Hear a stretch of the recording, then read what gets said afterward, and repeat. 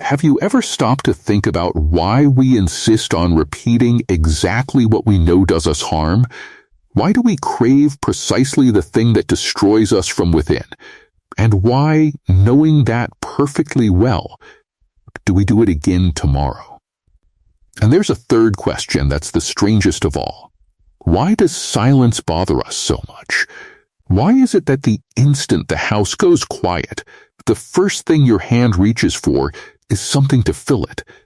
It's almost as if the silence wanted to tell you a truth you've spent your entire life avoiding. Hold on to that feeling, because that's what this video is about. There's a thinker who said the human being is a rope stretched between the animal and something greater than himself. And perhaps compulsion is exactly that. You there in the middle of the tightrope, trying to balance between instinct and purpose. But what I came to bring you today is an idea that changes everything. And it comes from Carl Jung, one of the men who saw deepest into the human soul. Jung did not see compulsion as weakness of character. Repeat that to yourself, because it's probably the first time anyone has told you it isn't weakness. To him, it was a message, a cry for help coming from a part of your soul that was smothered and found no other way to speak to you. And perhaps that's exactly why you're here right now, listening to these words while the house is silent and only you and your ghosts are awake. Because it never arrives shouting. It never arrives shouting. It comes disguised, with familiar footsteps, like an old acquaintance you'd rather forget, but who knows how to come in without knocking. It comes wearing the face of pleasure, of quick relief, of a friend. It shows up in the finger sliding across the phone screen, without your having decided anything. In that frightening automatic gesture where you unlock the device and don't even know what you went looking for. It shows up in the refrigerator you open at 11 at night with no hunger at all. It shows up in the purchase you didn't even want, in the work you use to avoid going home, in the episode you queue up so you won't face the empty room. And here's what almost nobody understands, and it's the key to everything. Every impulse has an origin.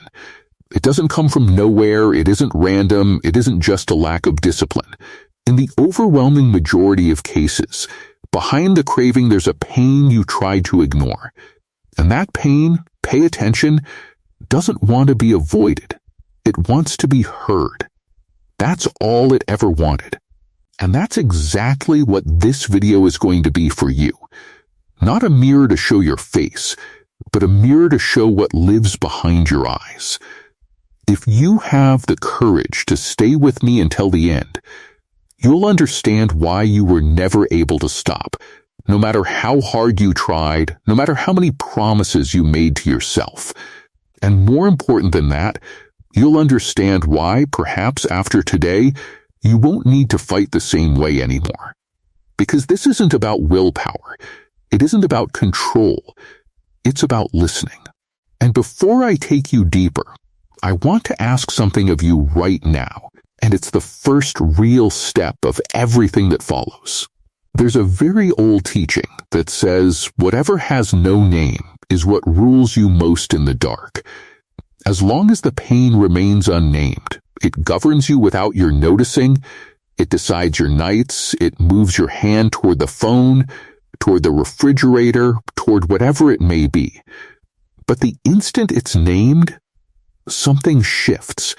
It stops being a ghost and becomes something you can look at directly. So do this with me now.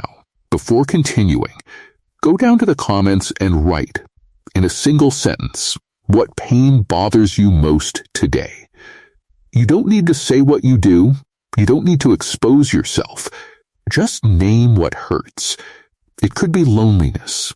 It could be exhaustion from being strong all the time. It could be the sense of never being enough. It could be a grief nobody noticed you're still carrying. Write it, and pay attention to what happens in your chest as you write, because naming brings relief, and you'll feel it. And now comes the part that multiplies everything. After you write, scroll through the comments, and when you find someone who named the same pain as yours, reply to that person with a word of strength. One is enough, because to offer courage to someone, you first have to find courage inside yourself, and it's in that exact instant that it's born in you too. Down here, tonight, there are hundreds of people awake carrying exactly what you carry, thinking they're the only ones. When one lights another, nobody stays alone in the dark anymore. And before we dive in, I need to be honest with you about one thing, because I have too much respect for whoever is on the other side of this screen. What I'm bringing you here is a deep reflection on the patterns we repeat, and it's powerful within what it is, but it walks alongside professional care, never in its place. If what you're facing today is a dependency that has already taken hold of your body, especially of substances, please seek someone prepared to walk with you. That doesn't weaken anything I'm about to say. Quite the opposite. Asking for help is the most courageous act there is, and it's the deepest way of honoring this journey. Agreed? Then come with me, because now I'm going to show you what almost nobody has the courage to look at. Together we're going to understand why compulsion arrives disguised as a friend, why it isn't the problem, but the symptom of an emptiness you can't yet name, what Jung called the shadow, and why it screams precisely in the silent small hours, why fighting it has always failed and always will. What your repeated ritual is trying to tell you in code, and at the end, most important of all, the third path, the one that is neither giving in nor resisting, and that Jung called transmutation. Stay with me until then, because that's where the key appears. And if you've already made it this far into the video, that alone means something. It's already a sign that you took the first step. Because only those who truly listen discover what the compulsion is trying to say. Let's start at the beginning, with the way it enters your house, because once you see this, you'll never be caught off guard the same way again. Compulsion doesn't come with chains, it doesn't come with threats, it doesn't come looking like a villain. If it did, it would be easy, you'd recognize it from far off and close the door. It comes with soft, almost friendly promises, said in that tone of voice only someone who knows you very well can use. And its argument is always the same, and that's exactly why it works. You've suffered enough for today. Notice the perfection of that. It isn't a lie. It's true. You really did suffer.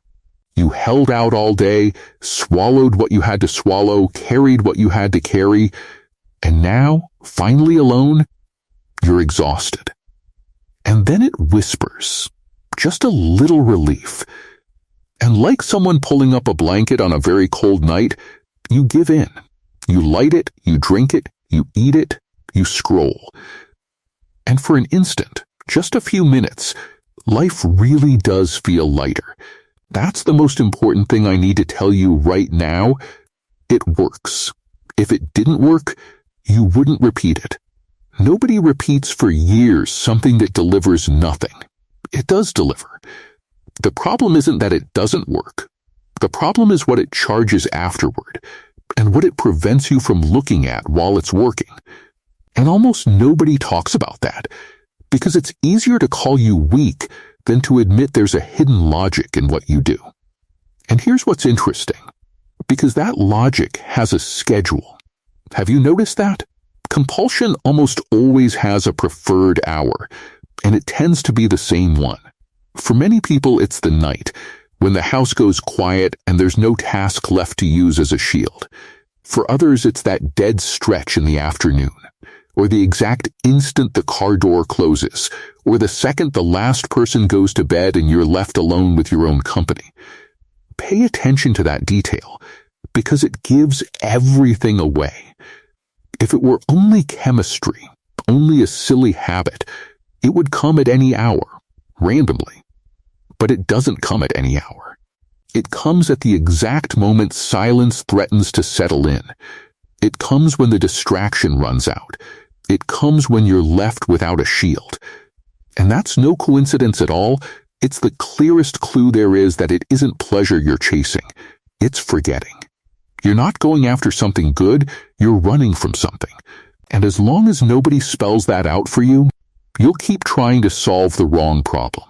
You'll keep buying blocking apps, making New Year's resolutions, betting with friends, counting days on a calendar, and all of it will fail. Not because you're weak, but because you're attacking the shadow on the wall instead of looking at what's casting it. And that brings me back to the question I left hanging at the very beginning. Let me close that question now, because you finally have everything you need to understand it. Why does silence bother us so much? Silence isn't emptiness. That's the misunderstanding. Silence is the only moment of the day when there's nothing muffling the sound coming from the locked room. All day long there's traffic, work, conversation, notifications, tasks, and all of it functions as constant background noise that keeps you from hearing what's knocking on that door deep inside. Then the house quiets, everyone sleeps, and suddenly there's nothing left between you and you. And what you hear in that instant isn't silence at all. It's the knocking.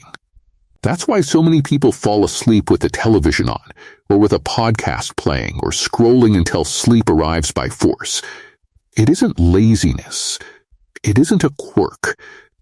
It's a person avoiding being alone with what they never had time to hear.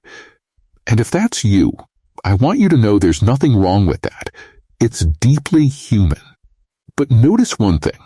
If silence bothers you, it's because it has something to tell you. The discomfort is the exact measure of how much still goes unheard inside you. And that's why healing necessarily passes through learning to bear a few minutes of quiet without running. Think with me about something very simple, but that almost nobody has the courage to follow all the way through. If you were truly at peace, whole, complete, with no open gap inside, what exactly would there be to anesthetize? Let that question land for a second, because it's uncomfortable.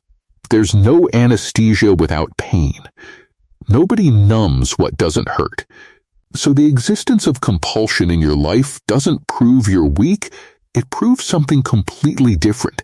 It proves there's something in there that still hurts and was never tended to. And that's why Jung looked at this as a symbol, a code, a language the unconscious found to shout what you can't say out loud. Repeat this idea with me. Because it turns the whole game around, compulsion isn't the problem, it's the symptom. It's the alarm, not the fire. And we spend our whole lives trying to rip the alarm off the wall because the noise bothers us, without ever asking why it's going off. How many times have you tried to stop? 5? 20? And it worked for how long? A week? A month? Until the day life squeezed you again. That didn't happen because you didn't try hard enough.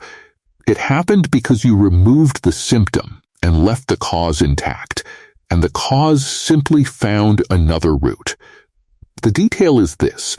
When you manage to remove a behavior without listening to what it was saying, another one takes its place. And you've seen this happen, probably in your own life or in someone close to you. A person quits smoking and starts eating nonstop, drops alcohol and dives into work until there's no hour left for themselves, deletes one social network and 3 days later is on another, leaves a destructive relationship and finds a nearly identical one within months.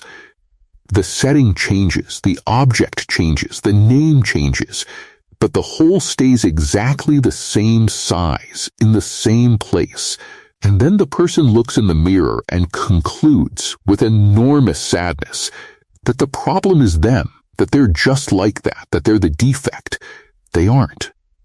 What's happening is that the message was never read.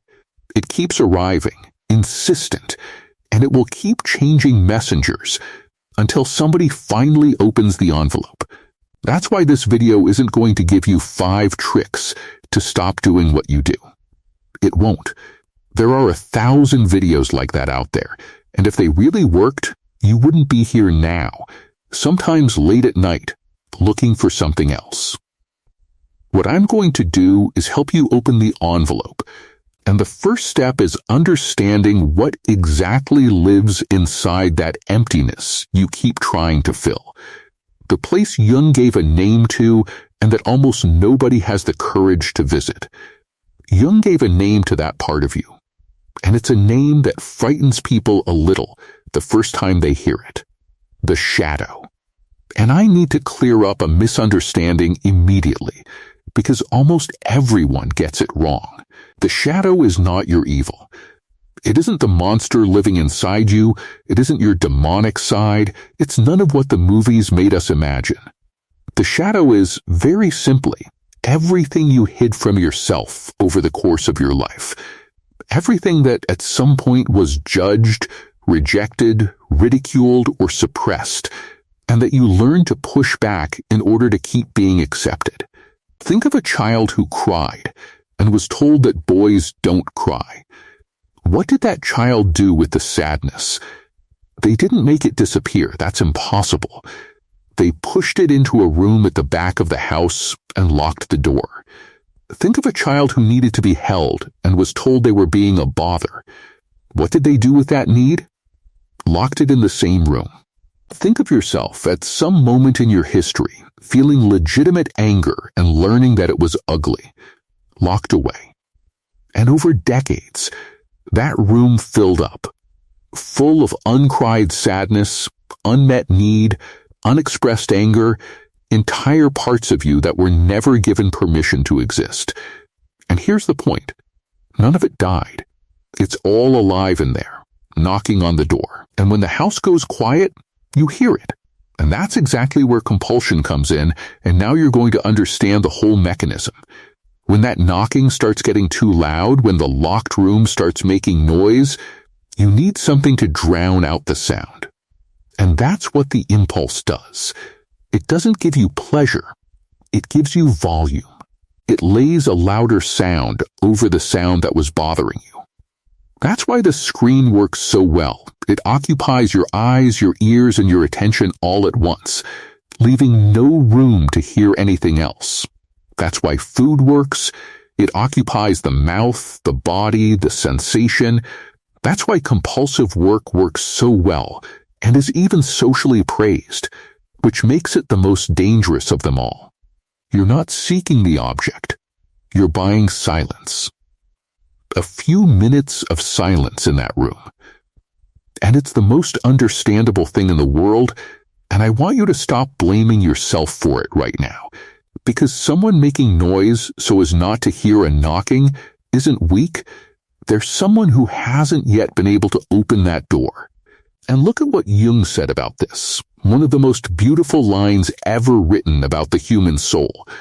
You don't become enlightened by imagining figures of light, but by making the darkness conscious.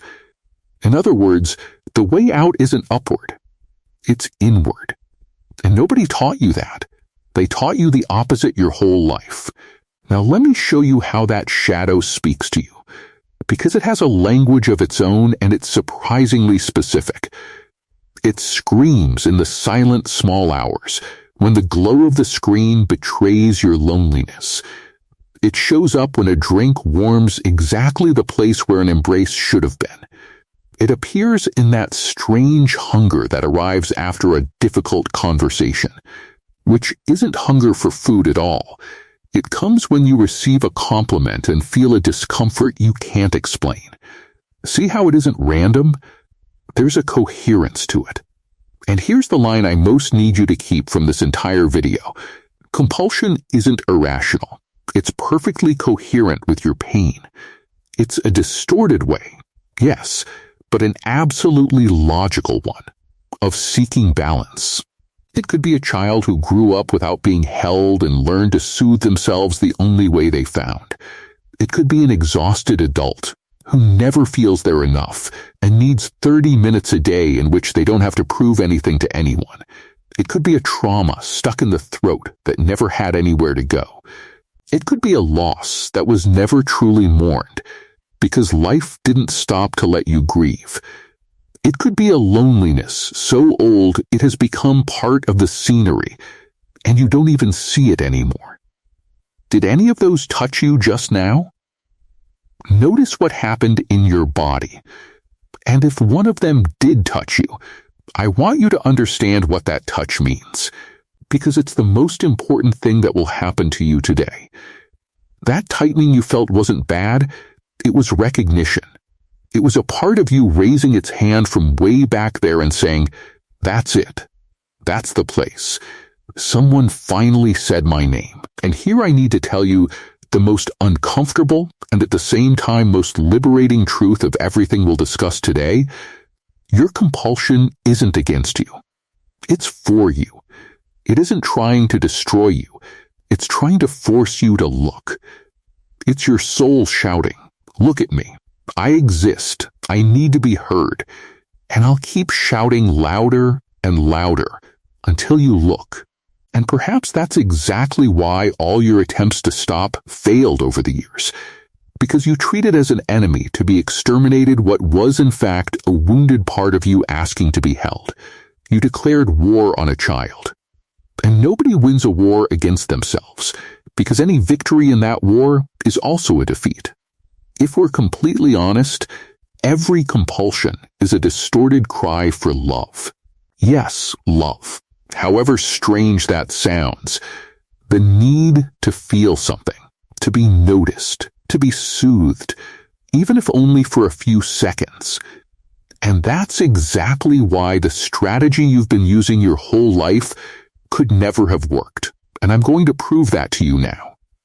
There's a line from Jung that seems simple when you read it quickly, but that carries the explanation for all your previous failures. What you resist persists, and I want you to understand why that's literally true, and not a pretty calendar quote. Think of something very concrete. I'm going to ask you something now. Don't think of a white elephant. Don't think of it. What happened? You thought of it, and you had no choice. Because in order to obey the order not to think, your brain first had to bring the elephant to mind so it would know what to avoid.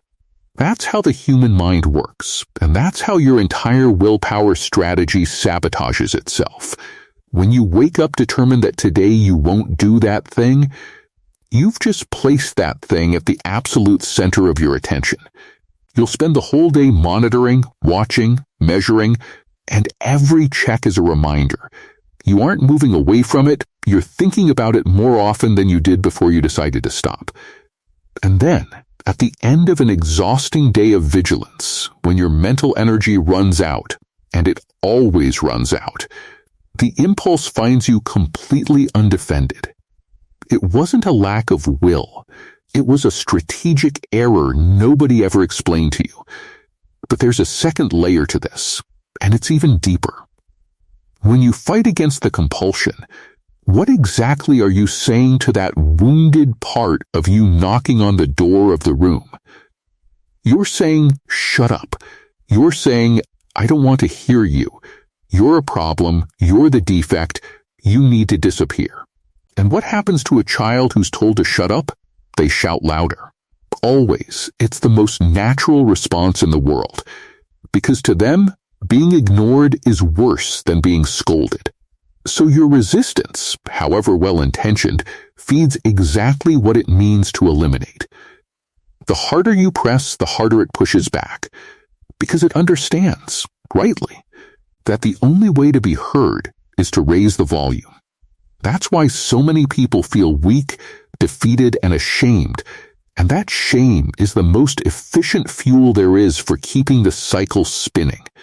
Notice the cruel machinery. You give in, you feel ashamed, you hate yourself a little more, and that new pain needs anesthesia, so you give in again. The cycle feeds on its own failure. And the truth nobody told you is this: the enemy was never your lack of strength. The enemy is your pain. And pain isn't defeated by brute force. It's crossed through with presence. And there's a fine distinction that changes everything here. And I want to give it to you because it's liberating. The difference between guilt and responsibility. They look like sisters, but they're enemies. Guilt says, I am bad. Responsibility says, this is mine to take care of. Do you feel the difference? Guilt is a verdict about who you are, and that's why it paralyzes. Nobody can change what they believe they simply are. Responsibility, on the other hand, is an observation about what's in your hands, and that's why it moves you, gives you direction, gives power back. Guilt makes you want to disappear, to hide, to numb yourself a little more. Responsibility makes you want to act. And our culture confused these two so thoroughly that many people think they need to hate themselves in order to change, when in fact it's the exact opposite. Nobody truly changes out of self-hatred, because whoever hates themselves doesn't take care of themselves. They punish themselves, and punishment builds nothing. The people who really cross through this aren't the ones who are hardest on themselves. They're the ones who learned to treat themselves with firmness and tenderness at the same time, the way you treat someone you love who's going through something difficult. Firmness without tenderness becomes cruelty. Tenderness without firmness becomes giving up. The two together become healing. And here I need to dismantle a belief our culture put in your head that is probably the biggest obstacle between you and your freedom. We still treat compulsion as if it were laziness, a lack of discipline, or a moral defect. We still think the person who can't stop is a person who didn't want it enough. And so I ask you in all sincerity, how are you supposed to control something you don't even understand? How do you defeat an enemy who uses your own face as a disguise? Epictetus once said that no man is free who is not master of himself. And that's true. But Jung went one step further, and that step changes everything. He said it isn't enough to control yourself. You must discover what actually controls you from within. Do you feel the enormous difference between those two things? Controlling yourself is holding down the lid of a boiling pot, your arm tiring by the minute. Discovering what controls you is finally going to look at what's lighting the fire underneath it. One is an eternal fight you'll lose on the day you're tired. The other is an investigation that, when it ends, truly ends. And that's the investigation we're going to begin together shortly. But first, let me ask you a question that maybe nobody has ever asked you, and that changes how you'll look at yourself in the mirror tomorrow. How many years have you already spent fighting this? 5? 10? 20?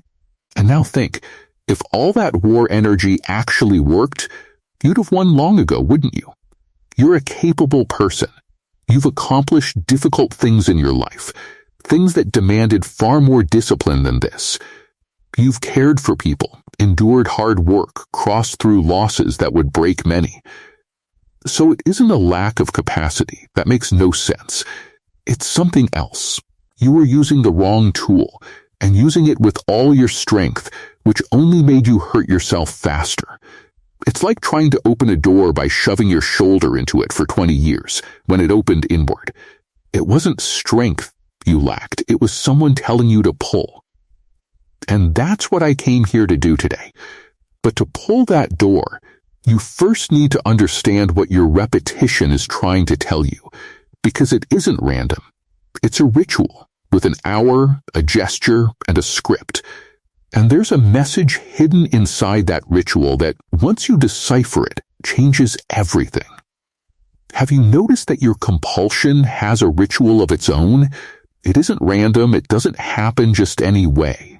It has an hour, a place, a smell, a temperature, even a sequence of gestures that repeats almost identically every time. Think of yours right now, honestly. It probably always starts in the same room. It probably has a body position, a specific light, an exact moment when the decision was already made before you even noticed you were deciding. It's almost a memorized script, a play you perform alone and know by heart. And when you notice this for the first time, it's a little frightening, because you realize it's far more organized than you imagined. But here's the detail that changes everything. In that theater, the leading role doesn't belong to pleasure. The leading role belongs to forgetting.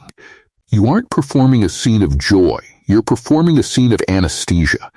And forgetting yourself for a few minutes really does bring relief at first. But over time, that relief turns into a prison, because each repetition strengthens the script and makes it harder to improvise anything different. And this is where most people go badly wrong, trying to destroy the ritual instead of listening to it. Let me explain why destroying the ritual is the worst possible path, with an image you may never forget. Imagine your home's fire alarm starts blaring in the middle of the night. It's a horrible sound, shrill, unbearable, keeping you from sleeping. What most people do with compulsion is the equivalent of climbing on a chair, ripping the alarm off the wall, and throwing it in the trash to stop the noise. And it works. The noise stops. The person goes back to bed and sleeps. Except that while they sleep, the fire keeps burning in their soul, now with no warning at all. Does that make sense to you? Behind every compulsive behavior there's an emotional code waiting to be deciphered. And the message is always specific, always personal, always coherent with your history. Only we were taught to kill the behavior without ever reading the note it was carrying. And so a person spends decades swapping alarms, ripping out one after another, without ever leaving the house to see where the smoke was coming from. Jung's invitation here is radical and goes against everything you were taught. Instead of destroying the ritual, observe the ritual. Enter it with awareness. Watch the play the way someone watches theater, sitting in the audience, instead of being the actor on autopilot. And how do you do that in practice? Because talk is beautiful, but you need to know what to do tonight.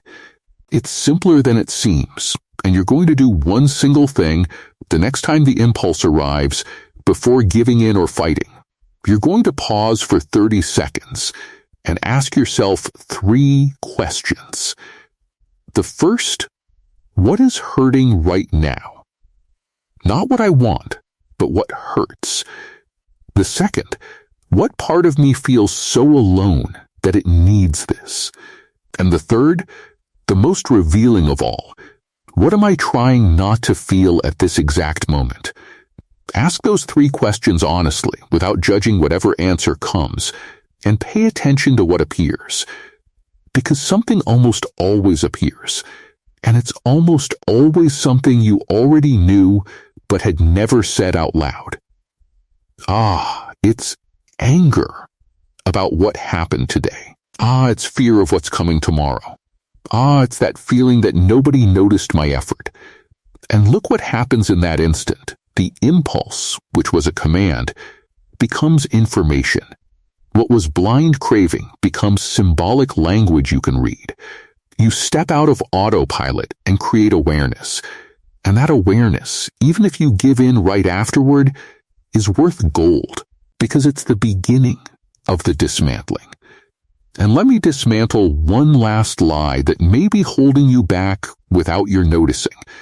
The idea that all of this is just a silly habit and therefore doesn't deserve so much attention. You know that little voice that says, it's just the phone, everybody does it, it's nothing serious? That voice is the most intelligent defense the pattern ever built to keep existing. Because as long as you minimize it, you don't investigate. And what it hides is exactly what we discovered today. Behind a small behavior there often lives a large pain. The number of hours you hand over, without choosing, to an automatic gesture isn't a detail of your life.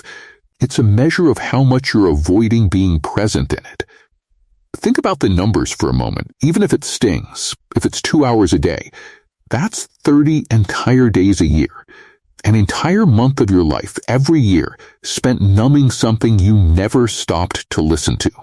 And I'm not saying this to give you guilt, because you just learned that guilt builds nothing. I'm saying it to give you scale, because scale creates urgency, and urgency creates movement. You aren't dealing with a small quirk. You're reclaiming entire weeks of your own existence, and along with them a part of you that stayed locked away, waiting to be called by name.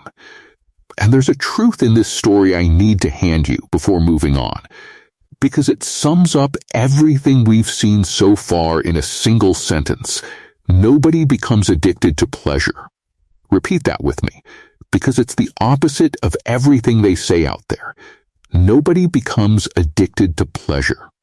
We become addicted to escaping pain. If it were pleasure, a person would naturally stop when the pleasure ran out. And you know very well that the pleasure ran out a long time ago, didn't it? These days you do that thing and don't even feel anything good anymore. You do it only so you won't feel what you'd feel if you didn't.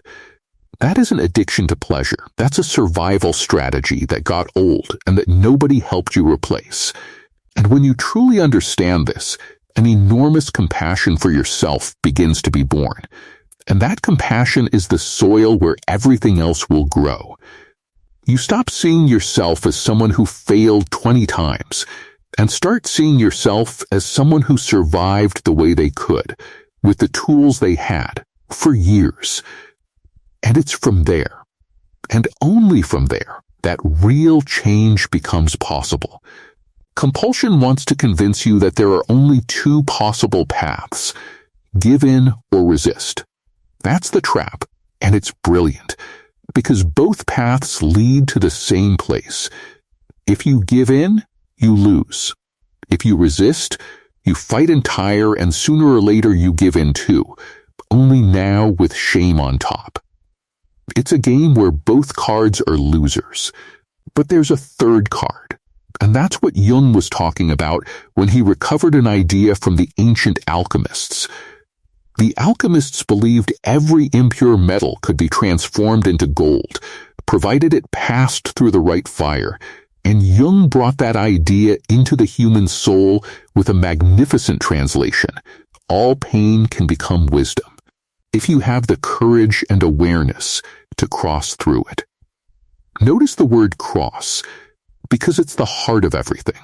It isn't going around, it isn't fleeing, it isn't waiting for it to pass. It's crossing through. Jung said you don't free yourself from something by avoiding it. You only free yourself by going through it. And that's what nobody taught you to do, because our entire culture is a machine for avoiding discomfort. And the third path has a name: transmute. Not give in, not resist. Transform. Pay attention to something you've probably never noticed about craving. Have you noticed how it arrives loaded with energy? It vibrates in your chest, heats your throat, speeds up your thoughts, leaves your body restless, almost electric. That's pure, raw, powerful energy. And most people do one of three things with that energy. They run from it, they fight it, or they blame themselves for feeling it. Nobody thinks of the fourth possibility, which is the obvious one once someone finally points at it. Energy can be redirected. All energy can. That same force pushing you toward the phone is life force. It's life wanting to move, only aimed at the easiest place. And if you learn to hold that energy for a few seconds without pouring it down the usual drain, it becomes available for something else. It's like the current of a river. You don't dry up the river. That would kill its life. You open another channel and let the same water turn a different mill. That's why I tell you with conviction, you don't need to kill the craving, and you couldn't anyway. You need to consciously choose what to do with it. And in that instant, you stop being a prisoner and become the alchemist of your own life. And here's the concrete step-by-step. So you don't leave this video with only poetry in your head. When the impulse comes tonight, you're going to do 4 things in this exact order. First, stop. Don't decide anything yet. Just stop your body and don't perform the first gesture of the ritual. Second, breathe deeply once and name what's happening, saying inwardly something like the impulse has arrived. Naming changes how the brain processes it, and its force drops almost immediately. Third, feel where it is in your body. In the chest, the throat, the hands. That simple act of observing pulls you out of the wave and puts you on the sand looking at it. And fourth, instead of the usual gesture, do one new gesture that gives back to you what the compulsion was promising. If the impulse came from loneliness, send a sincere message to someone, or write a letter to yourself. If it came from exhaustion at being strong, lie on the floor, close your eyes and breathe for 2 minutes, doing nothing else. If it came from the emptiness of meaning, go walk 5 minutes in the cold air. It doesn't need to be grand. It needs to be different. And it needs to be conscious. Because every time you act differently, even for a few seconds, you prove to yourself that the chain has loosened. And now I need to talk about something almost every video on this subject avoids, and that is precisely the most important of all. What to do when you relapse. Because you will relapse. That isn't pessimism on my part. It's honesty, and you deserve honesty instead of a pretty promise. There will be a night when you ask the 3 questions, feel where it hurts, understand everything perfectly, and give in anyway. And here is the most decisive moment of this entire journey, more important than any day you got it right, what you do in the 5 minutes that follow. Because most people, upon relapsing, spiral into self-hatred.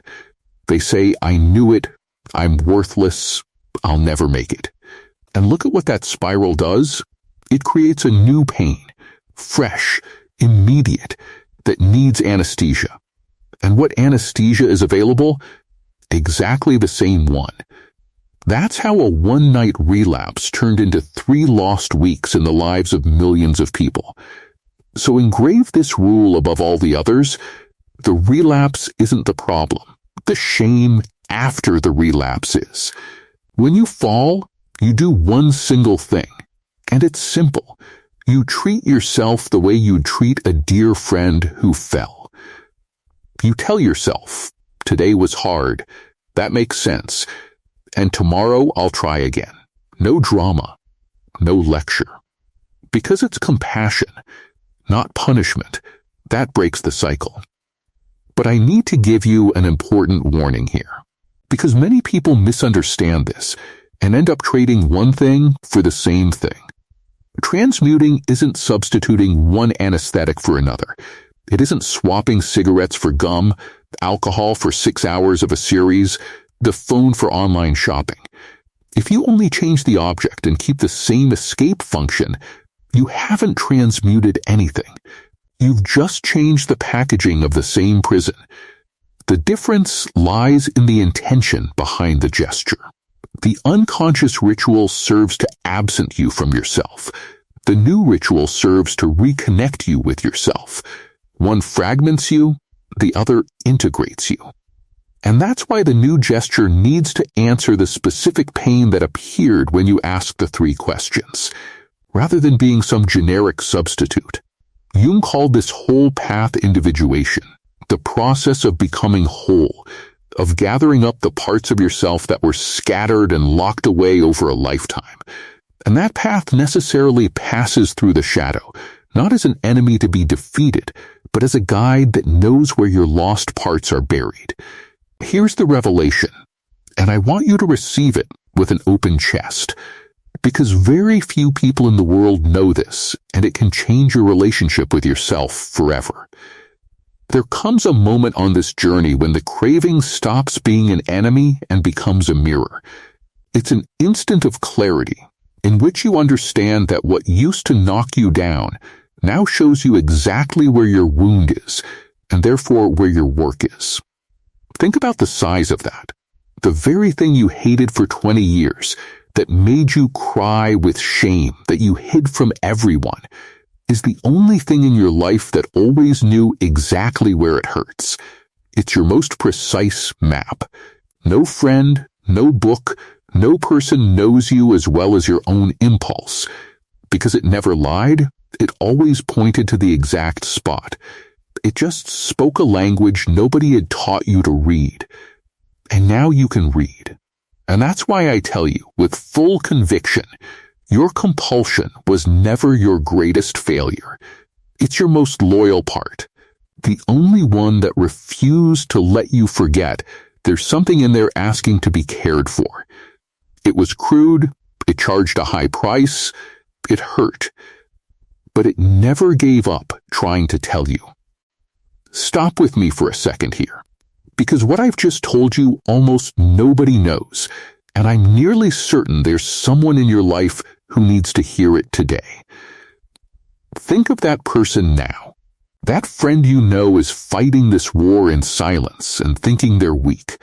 That brother, that son, that mother who blames themselves every night for not being able to stop, and who has already convinced themselves the problem is their character. That person who smiles at everyone during the day and who you suspect isn't sleeping well. Send this video to them now, before you continue. And let me explain why I ask this so insistently. There's an ancient law almost everyone has forgotten. The relief you want to hand to another person has to pass through you in order to get out. And that's why it reaches you first.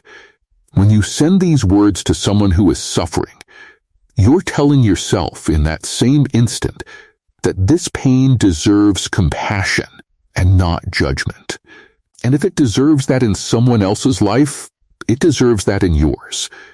The more people enter this chain, the stronger the field becomes for all of us.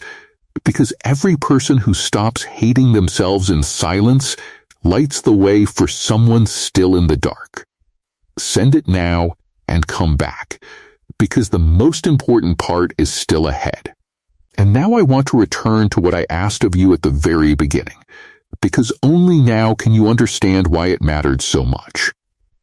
Remember I asked you to name in the comments the pain that bothers you most today? If you did it, look at what happened without your noticing. You just did, in practice, exactly what this entire video is teaching you. You took something out of the locked room and put it into the light. You gave a name to what was ruling you in the dark. And if you haven't done it yet, do it now. Because as long as the pain has no name, it decides your nights for you. And after you write, do the second part, which is what multiplies everything. Scroll through the comments, find someone who named the same pain as yours, and reply to that person with a word of strength. One is enough. Because to offer courage to someone, you first have to find courage inside yourself, and it's in that exact instant that it's born in you too. You won't be giving anything away. You'll be generating it. And look at something remarkable. Down here, right now, there are hundreds of people awake carrying exactly what you carry. Each one thinking they're the only one in the world. When one lights another, nobody stays alone in the dark. And that chain is real. And here's the point where everything comes together. And I need you to keep this as the conclusion of everything we crossed through today. The question you were asking until yesterday was this: how do I stop doing this? And it never worked, because it starts from the premise that there's something in you that needs to be exterminated. The new question, the one you take from this video, is entirely different. What part of me needs to be heard right now? Do you feel the difference in temperature between the two? One is a war, the other is an embrace. And I guarantee you, that second question, asked honestly, is worth more than any rule of abstinence you've ever tried to follow. Because from today on, every impulse stops being an announced defeat and becomes an invitation. Every discomfort becomes a guide pointing to where you need to look. Every small conscious choice, even the ones that fail halfway through, becomes a step toward your freedom. You stop being a victim and become the protagonist of your own healing. And that transition is the most beautiful thing that can happen to a human being. And if you made it this far with me, crossing through shadows most people avoid their whole lives, that isn't a small thing. That's everything. You made it here. You heard every word, crossed every silence, and looked into places most people spend their entire lives turning away from. And I want you to understand the weight of that, because it isn't small. Most people close a video like this in the first few minutes, precisely because it touches where it hurts. You stayed. Jung didn't believe in shortcuts or quick fixes. He believed in the value of diving deep, and that's exactly what you did today. So let me gather up everything we discovered, for you to take with clarity. Compulsion arrives disguised as a friend. Always at the moment silence threatens to settle in. It isn't the problem. It's the symptom. The alarm and not the fire. Behind it there's a shadow. A locked room full of everything you once had to hide in order to be accepted. Fighting it never worked, because resisting is shouting shut up at a wounded part of you. And it only shouts louder. Your ritual carries a code, and it's deciphered with 3 honest questions. And there's a third path, which is neither giving in nor resisting, but transmuting. Pause, name, feel, and choose a new gesture. That's it. That's the map. And now let me repeat, with all my care, the honest agreement we made at the start, because true compassion never deceives anyone.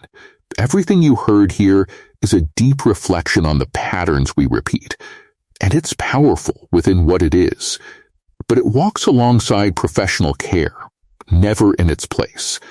If what you named here today is too big to carry alone, if it's a dependency that has already taken hold of your body, or if at any moment the pain becomes too heavy, seek someone prepared to walk with you. A health professional, a therapist, a support service in your area. And listen well, asking for help isn't abandoning this journey. It's honoring it. It's the most courageous act there is, and it's exactly what this entire video is teaching you to do, only out loud and with a witness. The listening we practiced here prepares the ground, but you don't have to cross alone what was never meant to be crossed alone. You've already spent far too long thinking you had to handle everything on your own. And maybe that's precisely what your impulse has been trying to tell you for years. So, to close, 3 quick requests, and each one is part of what you learned here. The first, if you haven't written yet, go down now and name in the comments the pain that bothers you most today, and then reply to someone who named the same one as yours. That isn't engagement. That's the practice of this video actually happening. The second, share these words with the person you thought of earlier, because they may be right now believing they're weak because of something that was never weakness. And the third, if this video moved you, leave your like and subscribe, because that's how it reaches whoever is awake at 3 in the morning looking for exactly this and hasn't found it yet. And before you go, don't close YouTube yet. The videos appearing on your screen now continue this conversation, and one of them is exactly the mirror you've been avoiding for a long time. Go there. And remember what you take from here. The question will never again be, how do I stop doing this? But what part of me needs to be heard right now? Take care of it. It waited a long time for you. I'll see you in the next one.